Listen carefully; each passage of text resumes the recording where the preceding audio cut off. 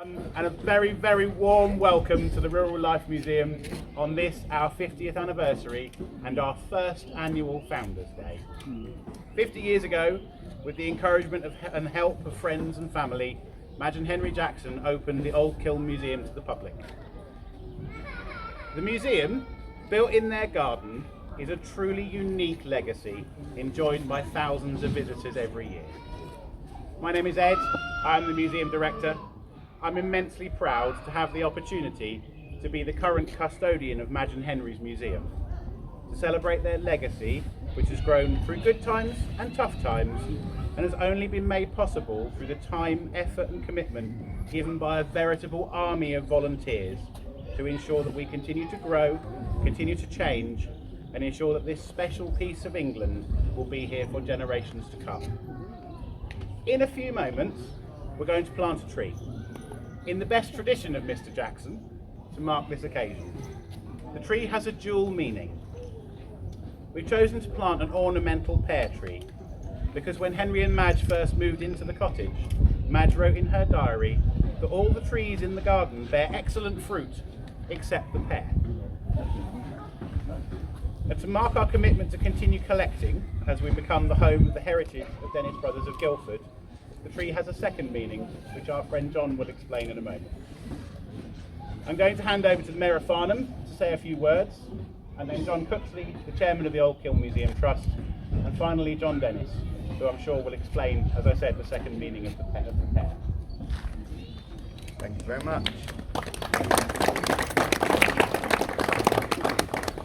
What an honour it is to be here today, celebrating the 50th anniversary of Henry and Madge Jackson opening of the Old Kiln Agricultural Museum, which has evolved into the appropriately named Rural Life Living Museum. Would Madge and Henry have believed that their find of a single horse-drawn plough would result in the amazing museum which we can enjoy today, with its unique collection of artefacts and the incredible army of rustic volunteers who help retain the traditional rural crafts. The museum volunteers were rightly awarded the Queen's Award for Voluntary Service in 2015 because this is a museum literally built by volunteers. If we didn't have the volunteers we have in our communities, none of this would have been possible. I'm always so impressed about how the museum has saved a number of important buildings that would otherwise have been lost, restoring and repurposing them and enabling the stories of people from a different age to be told and brought back to life. As you've probably realised, I'm of that past generation, and as I look around I see all the stuff that as a kid I would have enjoyed locally. So for me it's a great benefit. The museum setting, with the mix of arboretum started by Henry 70 years ago, adds greatly to the rural artefacts, wagons, carts which are commonplace in this area. The visits of schools to the Victorian schoolroom again brings history to life for the young people. Just scratching on a slate with a little stick and sitting at a wooden desk is something that they would never experience today.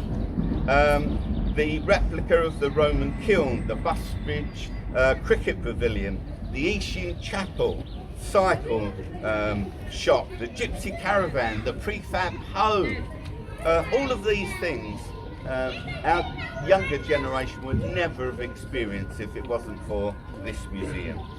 And the working forward shows how modern and old traditions combine.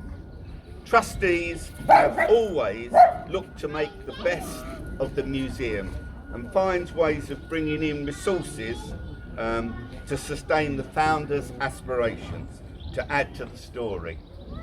The partnership with the annual Wayfest Music Festival is just one innovative example of how the trustees have brought vital things and funding for the museum. There's so much to see, touch, feel and enjoy that I'm sure the next 50 years will continue to develop the founder's legacy. May I, on behalf of all the visitors, thank you all for all that you do and wish you well for the future. Please give a round of applause for everyone who's contributed. Thank you very much.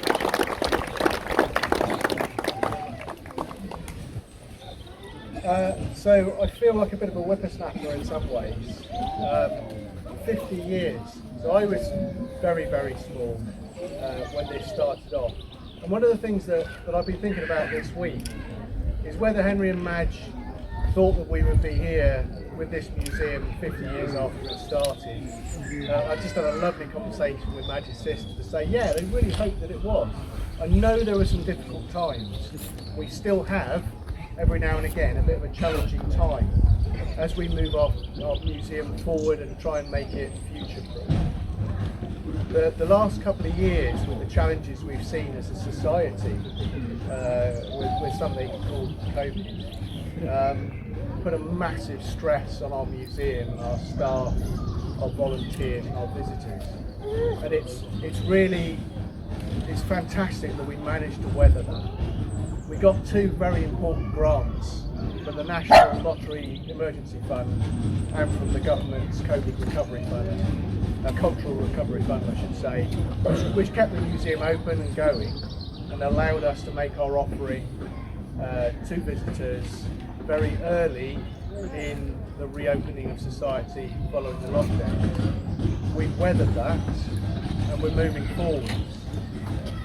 All of this though, as Alan said, is just built on the backs of people who put in the time, energy, dedication and enthusiasm over the years. And that's, from our founders to our marvellous volunteer force. I also want to put a little bit of a shout out to the trustees who've pulled some reins and some strings behind the facade to keep things going. To the directors we've had over the years, we've got two of our three directors here today. Chris coming back, thank you very much. Chris, it's lovely to see you. And also I'd like a special chairman's shout out to all the other chairs who've managed this motley crew for the last, well, it's quite a long time. The museum has changed. We move forward, we get different people coming. The audience today is different from the audience we had 2 weekends ago at a different event. And I'd love to see the depth and the width of our audience improve as we start to get things better, starting to get our marketing better, we're starting to make the offering better, we're trying to interpret the museum so that everybody understands why the museum is here and what it's for. These things are really, really important, and I'm looking forward now to the next chapter of the museum where we have a solid footing financially.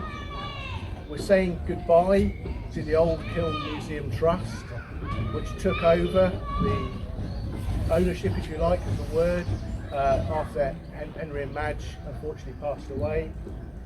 We've changed the legal framework now to represent something that's a little bit more modern and future-proof, allows us to own things properly and allows us to run companies properly. And we will be called the Old Kiln Museum, charitably incorporated organisation. The Old Kiln Museum, CIA. Okay, there will be no change really on the ground. It's just a legal framework that helps the trustees get on with their work a little bit better. So I, 7 years ago, got arm wrestled into going to a trust meeting, and at the end of that trust meeting I found myself the chairman. It's a little bit naive perhaps, but I did think, well, I hope they don't regret what they've done. So 7 years later, we're in a position where I'm extremely happy to hand over to the next chairperson. And what we've done is we've got a trustee who's been a trustee for much longer than I have, who's agreed to take over, and this is Bruce Holman. So Bruce is going to take us into the next chapter, and will be the first chairperson of the new Oak Hill Museum CIO. Okay, so we've had a very interesting 7 years. We've had 3 directors, we've had quite a number of trustees come and go, and now I feel that the future is bright and very optimistic. Our visitor numbers are the best they've ever been, and hopefully we'll be able to weather the current financial crisis and offer our visitors something to come and see for perhaps, one might hope, the next 50 years. And as we grow and our collection changes, we get some very important links with some more of the history of the area. And one of those I'm delighted about is the relationship we're building with Dennis. We're very, very lucky to have the Dennis Historical Vehicles collection staying with us. And I'd like to hand over to John Dennis to say a little bit more about that. Thank you very much. People have asked me, why the hell did Dennis started in Guildford? Where all the big boys, the Henry Ford, Wright, Dagenham, Herbert Austin, Longbridge, etc., etc. So why Guildford? Theirs was a very major corporate decision as to establish in areas of industrial prominence. But Guildford, no. The simple reason, and the only reason it was at Guildford, is that a young son of a farmer out in Hunshaw in Devon didn't want to stay in the farming business, and he saw a situation vacant sign for a place called Guildford, which he'd never heard of. And he applied for this position and got the job at a company called Filmer and Mason. And I'm very interested to see the plate round the back has actually got that car in it. He worked for a short period. He, being a foreigner, as it were, in a new land, he had plenty of time on his hands, so he built a bicycle. After they completely put it, would you believe, in a tailor's shop window in Guildford, it was immediately sold.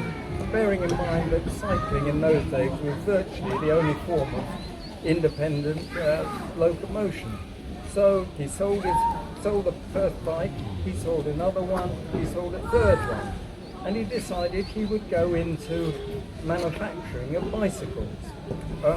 After a very short stint with the factors, Brown Brothers, you may have heard of, automotive factors up in London, where he learnt more about where you obtain bits.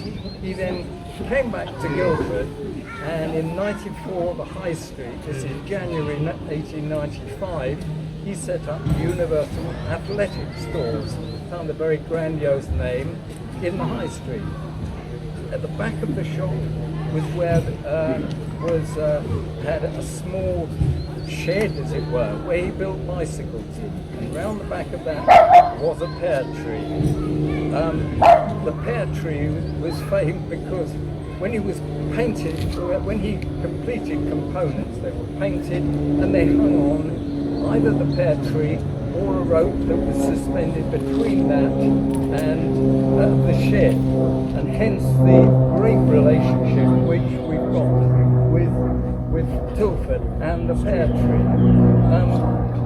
The company, I don't want to bore you with a full history of the company, but it goes through many years, but the company obviously grew over the years. They moved from the High Street to the old barracks, which is at the bottom of North Street, now occupied by McDonald's. And then they moved to what is people know as the Rodber buildings, occupied by Wetherspoons. And that building, which they took on in 1901, at the time it was literally just the foundations, and they designed it then as a factory, and it became the first motor car factory in the UK, and hence that's why it's still around now. It has a preservation order on it. That's where cars were produced, because by 1901 the company had produced bicycles, tricycles, motor tricycles, motor quadricycles, and then cars. Cars then developed, were followed by commercial vehicles by 1904, and buses in the same year. The company then was getting bigger and bigger, so moving out from, well, they didn't move in fact till the war. They moved to the old site on the old Guildford bypass, if we call it that. So, as I say, the company has grown ever since. I don't want to bore you too much about the history of it, but basically it has been a Guildford company virtually all its life, as it were. It's had various owners from the mid-70s.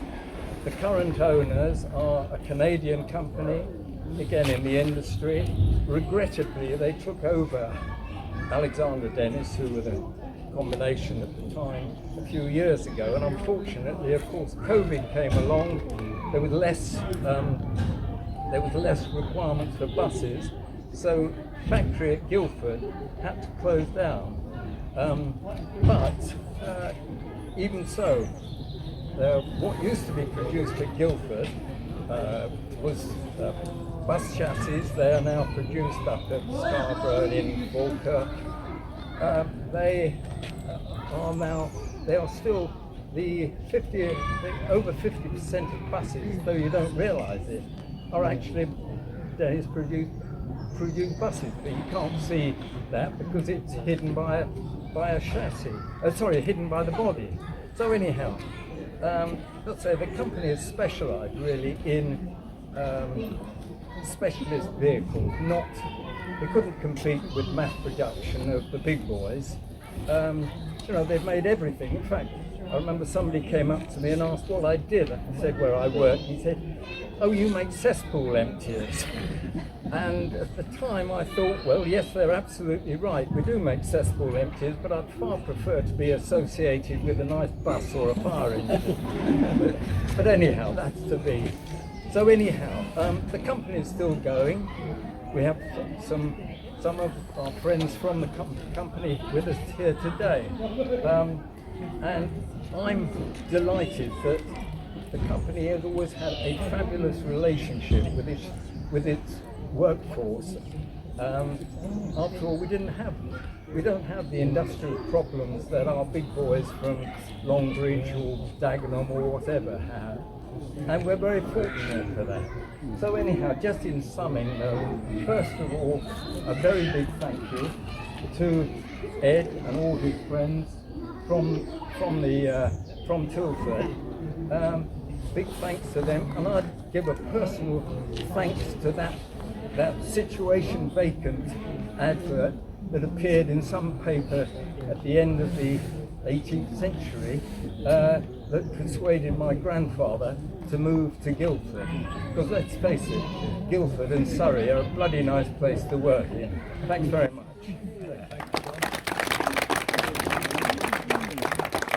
We're going to invite John and the Mayor to come and pop the tree in the hole. Right. Right.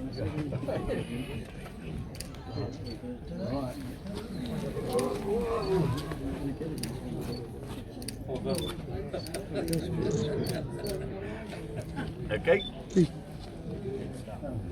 Mr. Chairman. We got it crooked, didn't we? We're going to put a little bit of soil in underneath. Ah! It needs to be a little bit higher. So if you don't mind, just lift it back out.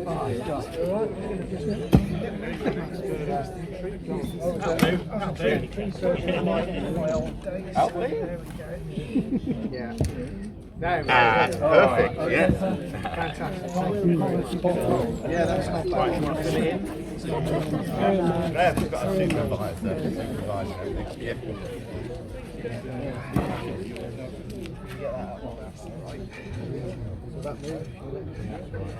Yeah, would you like to do a little bit of that as well? Yeah. He's depending on